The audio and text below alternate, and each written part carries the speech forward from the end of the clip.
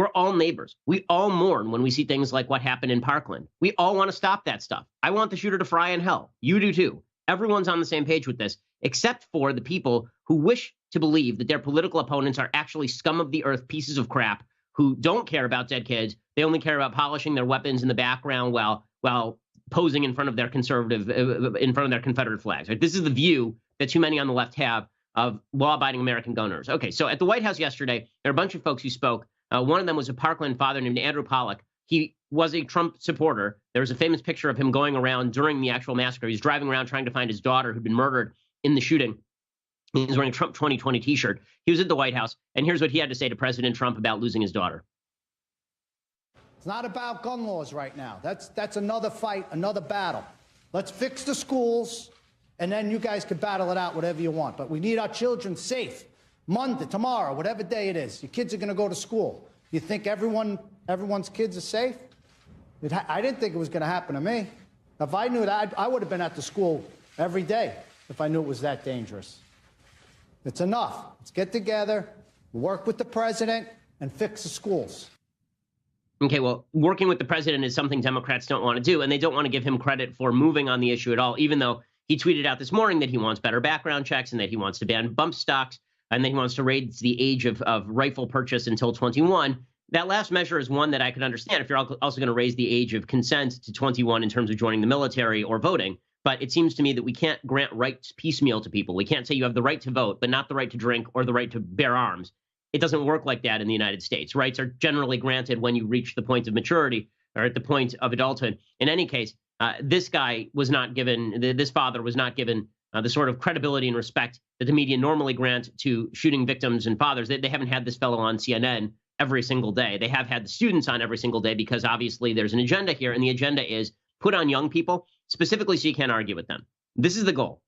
Here's the game, how it's played. So a student is at a facility where somebody is shot, and the student sees something terrible, and we all grieve with the student. And so we all say, we grieve with you. And the student says, well, if you really grieved with me, you'd do what I wanted. And we say, well, you know, we can disagree on policy and still grieve with you. And then the media say, how dare you criticize this young person who's only showing the courage of their convictions? As I have said 1 million times at this point, you can always show the courage of your convictions. It doesn't demonstrate necessarily the wiseness of your convictions. Now, I was getting a little flack yesterday because I wrote a column for National Review talking about how being young does not confer evidentiary expertise on you.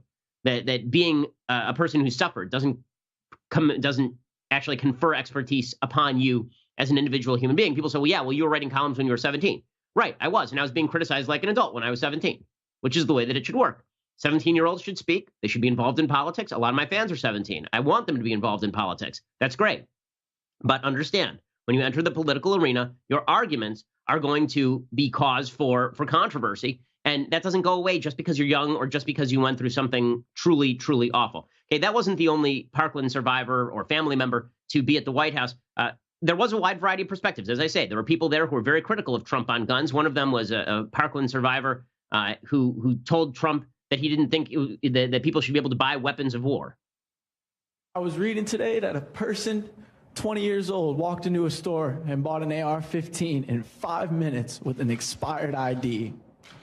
How is it that easy to buy this type of weapon?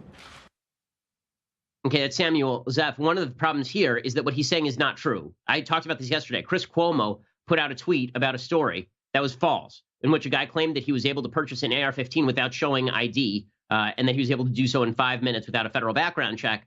That story was not true. As we pointed out, even in the story, the guy was turned away from the gun store when he couldn't show ID and didn't want to go through a federal background check. It shows you the impact of the media and how their coverage skews people's perspectives on how easy it is to get guns. It's an enormous number of stories about how we need to ban machine guns. Machine guns have been effectively banned in the United States since the 1980s. And machine guns have been in very small circulation in the United States for decades at this point. There are people who say that we should have mental health background checks. We do have mental health background checks in the United States. We need to make the system more transparent. We need to make the reporting better. 38 states in the United States report less than 80% of the people who shouldn't have guns to their full federal background checklist. But that's a problem with the law enforcement structure, not a problem with the capacity of the law itself. The law itself is a lot stricter than people think it is with regard to purchasing weapons on the federal level. So Trump answers all of these survivors and friends and family And he talks about a couple of things that he would like to do. One of his proposals is that we should arm 20% of teachers who are actually qualified to carry weapons in the classroom. So let's say you had 20% of your teaching force, because that's pretty much the number. If these cowards knew that the school was, well guarded from the standpoint of having pretty much professionals with great training, I think they wouldn't go into the school to start off with. I think it could very well solve your problem. Okay, so a lot of people were very upset about this. How dare he say that he was going to arm 20% of teachers? Now, what the media did is they lied. They said that he wanted to arm all teachers. He did not say he wanted to arm all teachers. He said if you're qualified, he was specifically, it turns out, singling out ex-vets, military members, police. I'm not sure it's the best solution. I think armed security guards are a better solution in uniform on campus, deterring people from committing crimes. But the media lied about what he said and then blew it up to epic proportions. In just a second, we'll talk about the impact of what Trump did, and then we'll get to what was just an egregious media display of bias. There was a lot of immorality going on last night on CNN. Again, this is not to say that victims should not be able to speak out. They should speak out. It's not to say that victims should not be on TV. That's fine with me if they're on TV. What it is to say is that this CNN, other outlets like CNN, only have big town halls in liberal areas with shooting victims. They would never have, for example, a full town hall with case in point, they would never have a full town hall with people who are victims of illegal immigrant crime in Phoenix, Arizona. Sean Hannity might, but you never see that on CNN on their quote unquote objective news shows. But Sean is not an objective reporter. He says that openly, but CNN claims to be objective, and therein lies the problem. Last night, I get home from my long day in Washington, D.C., and I flip on CNN because everybody on Twitter is talking about this town hall. Now, I knew that this town hall was going to go wildly wrong from the start because CNN has an agenda here. And I know they were claiming that it's just students who are asking questions, but people at CNN are journalists. They know what a loaded question sounds like, right? A loaded question is, when did you stop beating your wife, Senator? That's a loaded question. That was the entirety of the town hall last night. So the people who were there, it was senators from Florida. So it was Senator Marco Rubio and the Democratic senator from Florida, whose name is Bill Melson. So he's been the senator there since 2001. They were both there. Dana Lash from the NRA showed up as well. And this turned into basically a hootenanny. It was a bunch of people in the crowd, hundreds of people in the crowd from the Broward County area. And then number one, important to note, Broward County, Democratic area, very left area, voted for Hillary Clinton in a state that went red for Donald Trump. They voted, I think it was 54-46 for Hillary Clinton in that area. And this area of Broward County is apparently pretty left. The sheriff there, a guy named Steve Israel, has been photographed with Bernie Sanders and Hillary Clinton. So it's a Democrat area. So the shooting took place in a Democrat area, and the people there were family and friends of victims. So what you are likely to get when you set this up is obviously emotions running incredibly high, and also an agenda that is obviously very clear. And this thing turned into a debacle right from the start, with people asking questions that were utterly inappropriate on a moral level. Hey, just because you've suffered something doesn't mean that you get to say immoral things. There were kids there who are saying some of the most immoral things, that truly immoral things. So, for example, let's do clip 28. So this is Cameron Kasky. He's one of the students who's been most featured on CNN because obviously they're not going to feature a bunch of students who are right-wing. That wouldn't be a thing. Instead, they're going to feature students who are left-wing. So Cameron Kasky asks Rubio a question, and in the process of the question, he says something that is so deeply immoral, it's shocking, and it should be gut-churning to you. Senator Rubio, it's hard to look at you and not look down the barrel of an AR-15 and not look at Nicholas Cruz. But the point is, you're here, and there are some people who are not. Okay, that right there, it's hard not to look at you and be looking down the barrel of the shooter's gun. I understand you just went through something. I understand what you went through was difficult and terrible and horrible, and no person should have to go through that. I get all of that. That statement is deeply immoral. That is a disgusting statement. Marco Rubio didn't shoot anybody. Marco Rubio did not walk into a school and mow down children. And Marco Rubio's agenda is not to facilitate the mowing down of children. But again, the left's suggestion here is that everyone who is not on their side must be acting in bad faith. The only people acting in bad faith are the people who say stuff like that. Those are the only people who are acting in bad faith. I mean, the entire night was just an evening of grandstanding by political officials and an evening of throwing around the most immoral, morally charged language by some of the students. And listen, your obligation to be a moral human being and say moral things does not stop when you experience tragedy. To suggest that Marco Rubio is akin to a school shooter is disgusting. It's disgusting. Okay, and I'm not saying that the kid is disgusting. I'm saying that statement is disgusting because the statement is disgusting. And again, bad statements, immoral statements, they don't become less immoral just because you experience some pain. And I know that people on the left agree with me because if there was a bombing victim or family of a bombing victim or a witness to a bombing who said, let's throw every Muslim in the United States out of the country, the left would say that's an immoral statement. And they'd be right. That is an immoral statement. It is an immoral statement to also say that a sitting senator in the United States wants children to die simply so they can get whatever it is, $9,000 that Rubio got from the National Rifle Association. Okay, that CNN special last night was designed to do one thing, and that was to drive a moral wedge between fellow Americans. Truly, truly despicable. Okay, that was not the limit of it, of course. The Broward County Sheriff, Steve Israel, was there as well, and he was there in his full-scale Democratic capacity. So let's do a quick flashback. This sheriff, whose department missed 39 separate warnings on this kid.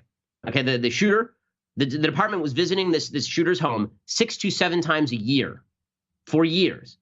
Okay, and they still didn't have enough authority, supposedly, to put this kid away, to get to take guns away from this person. I mean, the sheriff's office missed it. They blew it. But what is the sheriff blaming it on? Well, of course, he's going to blame it on guns. So here's a flashback. Here's Steve Israel. This is just last week, standing with Rick Scott, the governor of the state of Florida, and pushing gun control in front of Rick Scott. If you're an elected official and you want to keep things the way they are and not do things differently, if you want to keep the gun laws as they are now, you will not get reelected in Broward County. Right, so that guy right there is obviously a political actor with a political agenda, but he was portrayed on CNN as just a sheriff, right? Just a law enforcement official. Okay, the guy's a Democrat, obviously, and he has an agenda, pretty obviously. Nowhere was that clearer than when Dana Lash over at the NRA, who was there, asked the sheriff, okay, so why didn't you stop it? Right, you're the law enforcement body. You were warned. What did you do about it? And the media's response to Dana was, how dare Dana Lash ask Steve Israel something? It's one thing to blame Marco Rubio for the shooting. It's another to blame the actual sheriff who's responsible for maintaining the safety and security of the students of Broward County. It's another to say that he blew it. You know, it's one thing to blame gun owners like me all the way across the country in Los Angeles.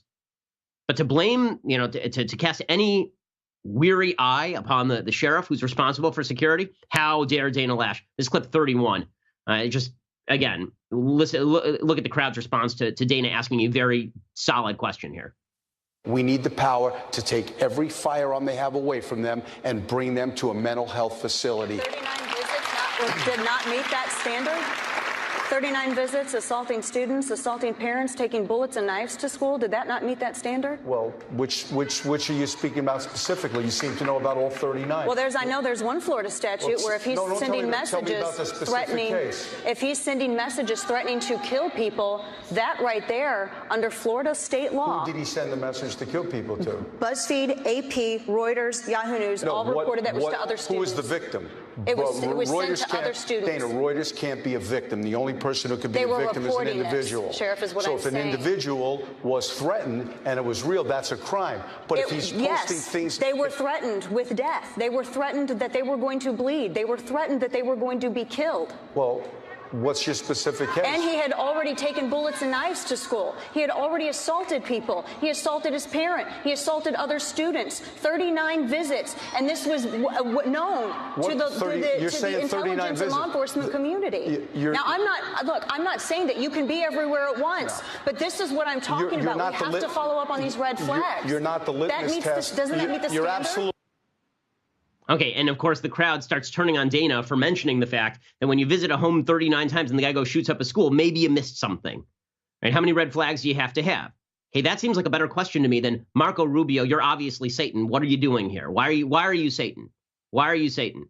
And all of this, of course, was forwarded and nodded on by CNN. I mean, listen to Emma Gonzalez. Emma Gonzalez is another one of the students who's been featured on CNN a lot.